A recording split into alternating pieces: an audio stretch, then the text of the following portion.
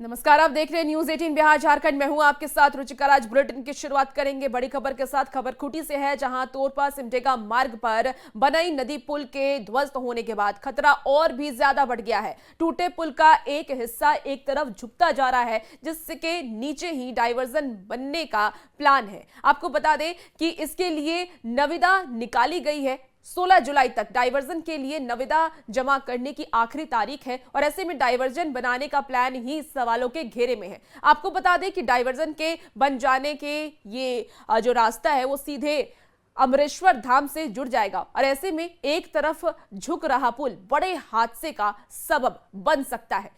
सावन महीने में श्रद्धालु फिलहाल वैकल्पिक रास्ते से अमरेश्वर धाम जा रहे हैं। फिलहाल लगातार हो रही बारिश के कारण बनई नदी में भी उफान पर नजर आ रही है। अब ऐसे में कोई नदी पार करने की हिम्मत नहीं जुटा पा रहा है। पुल से कोई गुजरना नहीं चाहता है और इसके लिए गार्ड को भी तैनात किया गया। आपको बता दें कि संवाददाता संजय कुमार ने इस पूरी रिपोर्ट का जायजा लिया है। देखिए खास रिपोर्ट। से तोरपा और सिमडेगा जाने वाले रास्ते में बनई नदी पर जो बना पुल 19 जून को ध्वस्त हुआ था, वहां से सफर अब काफी मुश्किल हो गया है। चोरी छिपे लोग हालांकि खतरे के बीच स्कूल जाने के लिए बात कहें या फिर किसी और काम से पुल के उस तरफ जाने का सफर जो है, उसकी तस्वीरें भी अक्सर आती रहती है, वायरल होती है। लेकिन सच्चाई क्या है, हम इस समय ग्राउंड जीरो पर हैं। खूंटी में बीती रात काफी ज्यादा बारिश हुई है। बनई नदी में उफान है, देख सकते हैं कि काफी तेज धारा है। लिहाजा यहाँ पर कुछ बच्चे यहाँ पर जरूर आए थे, लेकिन नदी में तेज धारा को देखकर यहाँ से वापस लौट गए। लेकिन धीरे धीरे ये चौड़ाई जो है यहाँ बढ़ गई है और इसके बढ़ने के बाद से अब सफर यहाँ से पूरी तरह खत्म हो गया है। बनई नदी में इस समय तेज उफान है, लिहाजा इस समय कोई भी बच्चा जो है इसके या पेरेंट्स कर लें, छात्र कर लें, इस पर उधर जाने की यानी इसे पार करने की जहमत नहीं उठा रहे हैं। आपकी तैनाती यहीं पर है? हाँ, ये सही है। हाँ, तो आप क्या कर रहे हैं यहाँ पर?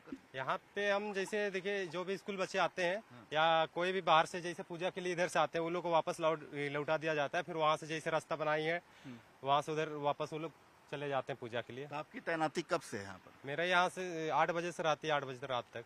तारीख किस तारीख से आप यहाँ मेरा पर? कल से है यहाँ ड्यूटी। कल से। इसका जो नियम है कि जो टेंडर निकाला गया था, वो टेंडर का जो निविदा प्राप्ति की जो अंतिम तारीख है वो कल है, यानी 16 जुलाई तक है निविदा प्राप्ति की अंतिम तारीख। बावजूद इसके डायवर्सन का निर्माण शुरू हो गया है। लोग यहाँ पर स्थानीय लोग हैं, बोल रहे हैं कि पुल की जो स्थिति है और डायवर्सन जो बन रहा है, क्या कहेंगे? डाइवर्सन बन रहा है ठीक है, लेकिन यहाँ पे अगर डाइवर्सन बनेगा तो पुल भी अगर टूट जाएगा, ये वाला हाँ। ये अगर पुल टूट जाएगा तो फिर जो आने जाने वाला को कोई भी रहे दिक्कत होगा। अब प्रशासन के लोग जो यहाँ मौजूद हैं, इसके बाद से बच्चे को वापस लौटा दिया जा रहा है। लेकिन उसके बावजूद भी देखेंगे तो वहाँ इधर देखेंगे आप, उस नदी के तेज धारा से होकर बच्चे पार हो ही जाते हैं, क्योंकि उनके लिए कोई वैकल्पिक मार्ग और नहीं है कि जल्दी से स्कूल पहुंच पाए। और जो मार्ग है खूंटी से कुंजला मोड़ से जो निकलता है, वो छोटा रास्ता है, बहुत व्यस्त रहता है। इसके चलते बच्चों को उधर से पार होना आसान नहीं होता है। वैकल्पिक मोड़ कुंजला मोड़ से होकर गुजर रहा है, लेकिन लोग बोलते हैं वो रास्ता बहुत ज्यादा सही नहीं है। लेकिन फिलहाल अब उम्मीद की जा रही है कि जल्द से जल्द पुल का निर्माण हो, ताकि सफर एक बार फिर से शुरू हो सके। कैमरा प्रभाकर के साथ संजय कुमार सिन्हा, न्यूज 18 खूंटी। और न्यूज 18 भी खतरे की आशंका को देखते हुए आगाह कर रहा है और इस सवाल पूछ रहा है कि जिधर पुल झुक रहा है उधर डाइवर्जन आखिर क्यों बनवाया जा रहा है। अगर कोई हादसा हुआ तो इसका जिम्मेदार कौन होगा? ये तमाम ऐसे सवाल जो न्यूज 18 के माध्यम से पूछे जा रहे हैं। बार बार क्यों हो रही है लापरवाही? प्रशासन इस पर नजर क्यों नहीं दे रहा है? ये सवाल लगातार न्यूज 18 के माध्यम से पूछे जा रहे हैं। अगर कोई हादसा होता है तो इसका जिम्मेदार कौन होगा? बार बार क्यों हो रही है लापरवाही? ये सवाल न्यूज 18 के माध्यम से पूछे जा रहे हैं।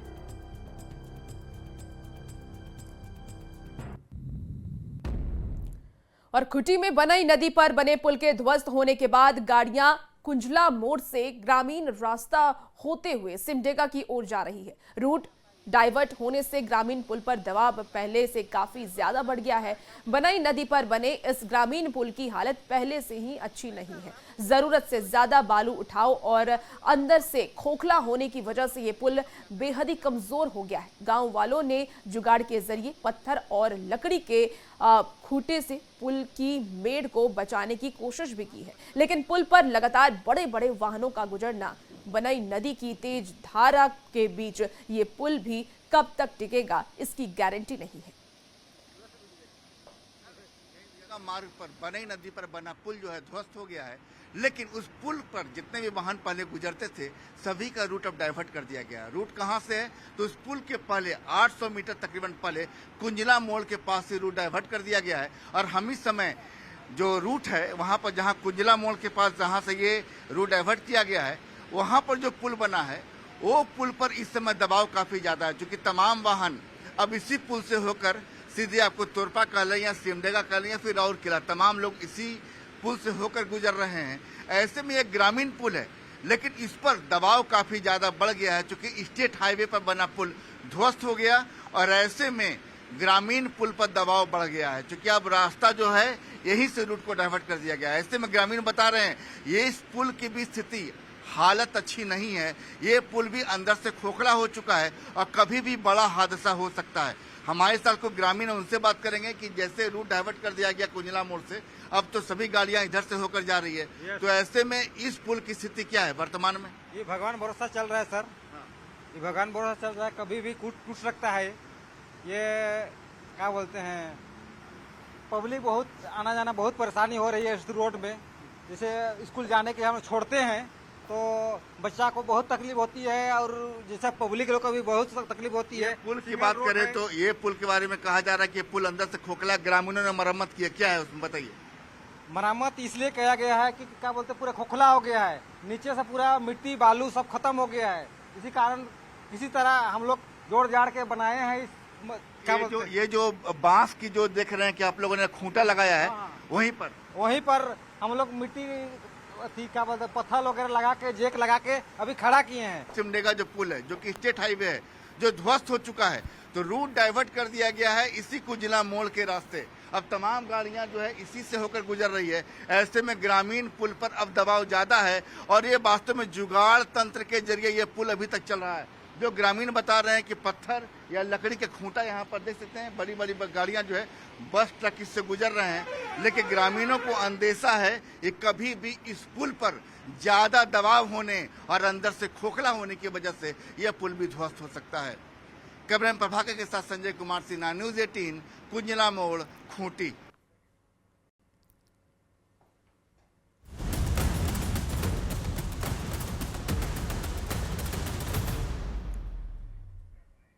चलिए बात अब झारखंड के मौसम की कर लेते हैं। आज मौसम विभाग ने पलामू, गढ़वा, लातेहार, चतरा, हजारीबाग और कोडरमा जिले में भारी बारिश का ऑरेंज अलर्ट जारी किया है। रांची, बोकारो, रामगढ़, गिरिडीह और देवघर जिले में मौसम विभाग से येलो अलर्ट जारी किया गया है, यानी कि इन जिलों में सामान्य बारिश हो सकती है। पूर्वी और पश्चिमी सिंहभूम में आज भारी बारिश की चेतावनी को देखते हुए 12वीं तक के लिए सभी स्कूल बंद कर दिए गए हैं। जिन जिलों में ऑरेंज अलर्ट जारी है वहां के लोगों को विशेष सतर्क रहने की जरूरत है। आंधी बारिश के दौरान लोगों को घरों में रहने की सलाह दी गई है। आपको बता दें कि कल पलामू, चतरा, हजारीबाग, गिरिडीह और कोडरमा जिले में भारी बारिश हो सकती है। तो ये बड़ी खबर आपको मौसम के मिजाज से जुड़ी हुई बता रहे हैं। मौसम विभाग ने अलर्ट जारी किया है, अलग अलग जिलों में अलर्ट जारी किया गया है। ऑरेंज अलर्ट जारी किया गया कुछ जिलों में और कुछ जिलों में भारी बारिश की चेतावनी भी मौसम विभाग की तरफ से दी गई है और कुछ स्कूलों को भी बंद कर दिया गया।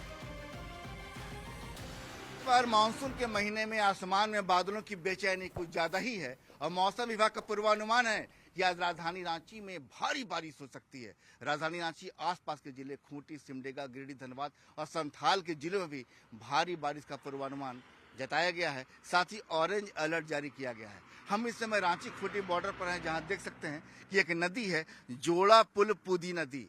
इस नदी की खासियत यह है कि नदी के जो दोनों छोर हैं, यानी पुल का जो दोनों छोर है, वहां पर एक संदेश लिखा है। वो संदेश ये कहता है कि जब भी आप इस नदी के किनारे से गुजरिए तो पुल से कभी भी कूड़ा कचरा इस नदी में न फेंकें, क्योंकि इस नदी का पानी पीने के इस्तेमाल में काम आता है। मतलब कि जरूरी संदेश है। और जाहिर है कि आसपास जो देख सकते हैं कि जो इलाका है घने जंगलों से भरा इलाका है, आसपास की जो आबादी है इसी नदी का पानी पीती होगी।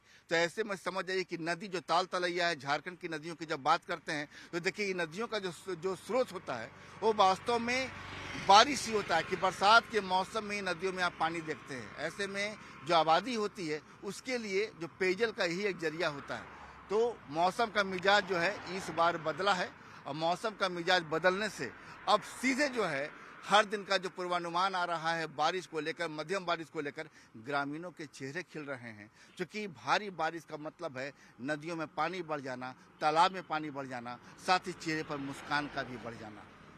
कैमरामैन प्रभाकर के साथ संजय कुमार सिन्हा, न्यूज़ 18 रांची। देखिए, आंधी तूफान और ठनका के दौरान सुरक्षा के लिए कुछ सावधानियां बरतनी बेहद ही जरूरी है। मौसम विभाग की तरफ से कुछ गाइडलाइंस जारी किए गए हैं जो हम आपको बताएंगे और एक एक करके आप भी जान लीजिए कि इस दौरान आपको क्या क्या सावधानियां बरतनी चाहिए। घर के अंदर रहें, बिजली के उपकरणों को अनप्लग करें, इसके साथ ही खुले में जाने से बचें। बाहर अगर आप फंस गए हैं तो मजबूत इमारत में शरण लें। धातु की वस्तुओं से दूर रहें, पानी या किसी भी जल निकाय से दूर रहें। तो ये वो सावधानियां हैं जो आपको इस दौरान बरतनी चाहिए। मोबाइल फोन का उपयोग कम से कम करें। मौसम विभाग के अलर्ट पर नजर रखें। लगातार हम मौसम विभाग के अपडेट आप तक शेयर करते रहते हैं, ऐसे में उस पर भी नजर रखें मौसम विभाग की तरफ से क्या क्या अलर्ट जारी किए जा रहे हैं। हम आपको ये अलर्ट इसीलिए कर रहे हैं क्योंकि राज्य के किसी न किसी हिस्से से ठनका की चपेट में आने से लोगों की मौत की खबरें लगातार सामने आ रही है। और देखिए, झारखंड में 1 जून से 13 जुलाई तक 510 mm बारिश हो चुकी है, जो कि सामान्य से करीब 61% ज्यादा है। और इस अवधि में आमतौर पर 316.7 mm बारिश होनी चाहिए। ज्यादा बारिश का असर खेती के साथ साथ आम जनजीवन पर भी पड़ रहा है। तो खबर अब रांची से आपको बताएं, जहां छापर बालू घाट को लेकर के फिर खूनी संघर्ष देखने को मिल सकता है। आलोक गिरोह छापर बालू घाट पर अपना वर्चस्व स्थापित करने की कोशिश में जुटा है। बालू घाटों पर अपने वर्चस्व और लेवी उगाही को लेकर के गिरोह एक्टिव है। आलोक गिरोह की तरफ से एक वीडियो वायरल किया गया है जिसमें एक अपराधी फायरिंग करते दिख रहा है। फायरिंग करने वाला भवानी सिंह खुद को आलोक गिरोह सदस्य बता रहा है। उसका कहना है कि वो आलोक गिरोह का सदस्य है। वीडियो में भवानी सिंह राजन नाम के व्यक्ति को धमकी भी दे रहा है। वायरल वीडियो के बाद पुलिस प्रशासन ने आरोपी के खिलाफ कार्रवाई का भरोसा दिया है। एक अपराधी जो है हथियार को दिखा के सोशल मीडिया में डाल रहा है। उस आदमी की पहचान भी लगभग स्थापित कर ली गई। कौन ये कर रहा है, वह आपराधिक गैंग का है, ये हम लोग को ज्ञात है और समय आने पर उसका उचित इलाज किया जाएगा। और इसी बीच बड़ी खबर जमशेदपुर से सामने आ रही है, जहां कोवाली के चौपी गांव में हुई महिला की हत्या मामले में जांच तेज हो गई है। आपको बता दें कि डॉग स्क्वाड और फॉरेंसिक जांच की टीम ने घटनास्थल पहुंचा और वहां पर जायजा लिया। दरअसल घर में घुसकर के धारदार हथियार से अपराधियों ने घर में मौजूद महिलाओं पर हमला किया था, जिससे घर में मौजूद एक महिला की मौत हो गई और 2 युवती गंभीर रूप से घायल हुई, जिसका इलाज जमशेदपुर के MGM अस्पताल में चल रहा है। दोनों युवती की हालत नाजुक बनी हुई है। वहीं घटना के बाद गांव के लोगों में डर का माहौल है। पुलिस इस मामले में जांच कर रही है, फॉरेंसिक टीम भी इस मामले में जांच कर रही है। मेरी सिस्टर और मेरी मम्मी और दीदी की बेटी रहती है, वही लोग मम्मी के साथ, मतलब पापा गुजर जाने के बाद वही लोग मम्मी के साथ में थे। पापा जब घर में थे तब हम मम्मी को टाटा लेके गए थे, वहाँ ठीक थी। उसके बाद इधर आने के बाद ये सब कांड हो गया, हमको तो आज पता चला सर। खबर अब गुमला से है, जहां टोल प्लाजा के उद्घाटन के बाद स्थानीय लोग टोल टैक्स वसूली का विरोध कर रहे हैं। विरोध कर रहे लोगों ने टोल प्लाजा पर जमकर हंगामा किया। हंगामे के बाद नागफेनी लावगाई गांव के लोगों के साथ NHAI के अधिकारियों ने आजनधाम टोल प्लाजा पर एक बैठक की। फिलहाल 10 दिन तक आधार दिखा करके आने जाने की इजाजत दी गई है। गांव वालों की ये मांग है कि उनसे टोल टैक्स नहीं लिया जाए, क्योंकि एक तो वो स्थानीय है और दूसरी की उनकी जमीन इस टोल प्लाजा में चली गई है। फिलहाल 10 दिन के बाद NHAI इस पर कोई फैसला लेगा। और खबरों में आगे बढ़ेंगे। नक्सलियों के खिलाफ अभियान में रांची पुलिस को बड़ी सफलता मिली है। लेवी वसूलने की तैयारी कर रहे योगेंद्र गंजू समेत 4 नक्सलियों को पुलिस ने हथियार के साथ गिरफ्तार कर लिया है। ये सभी कोयल श्रंक जोन में लेवी वसूलते थे। आपको बता दें कि खलारी थाना क्षेत्र में लेवी वसूलने के लिए सभी इकट्ठा हुए थे और तभी एटीएस के इनपुट पर छापेमारी कर पुलिस ने सभी को गिरफ्तार कर लिया। आरोपियों के पास से नक्सली पर्चा और लेटर पैड भी मिला है। इसमें जो गिरफ्तार हुए हैं वो 4 लोग गिरफ्तार हुए हैं इस पूरे षड्यंत्र में। पर इसमें जो मुख्य सरगना इसका है वो योगेंद्र गंजू है।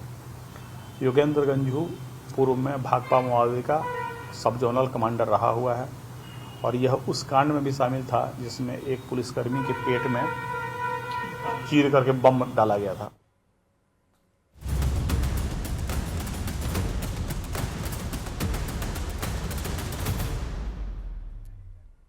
चलिए बात अब जल जमाव की कर लेते हैं। लगातार हो रही बारिश ने हर जिले में प्रशासन की तैयारियों की पोल खोलकर रख दी है। जमशेदपुर में भी जल जमाव से हाल बुरा है। मानगो पारडी के 9 नंबर वार्ड में बाढ़ जैसे हालात पैदा हो गए हैं। जल निकासी की व्यवस्था नहीं होने से यहां बाढ़ जैसे हालात पैदा हो गए हैं।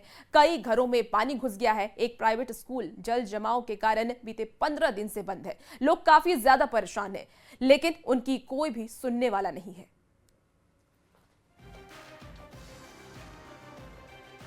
ये पानी मतलब समस्या अगर कहा जाए तो पहले हमारा ये समस्या नहीं था कि जब से ये बिल्डिंग बनी है ना तो ये पानी का जो निकासी को ब्लॉक कर दिया गया है और ये पानी जो आती है पूरा पहाड़ से आती है। मतलब एक जगह का पानी नहीं है, चारों तरफ से होके यहाँ से गुजर के जाती है। पहाड़ का पानी घुसा, पहाड़ का पानी। तो हम अपना सुविधा के लिए इस साल अभी काफ़ी खर्चा करके नाला बना दिए। समस्या ये कि यहाँ से आगे का जो नाला का जो कनेक्ट है वो डिस्कनेक्ट किया गया। कारण है कि ये बिल्डिंग बन गया जो। हाँ, बिल्डिंग के आगे पानी आगे निकासी नहीं हो पा रहा। कितने दिनों से स्कूल बंद है आपका? ये तकरीबन 2 सप्ताह हो गया सर। 2 हफ्ता से बंद है। 2 हफ्ता से बंद है।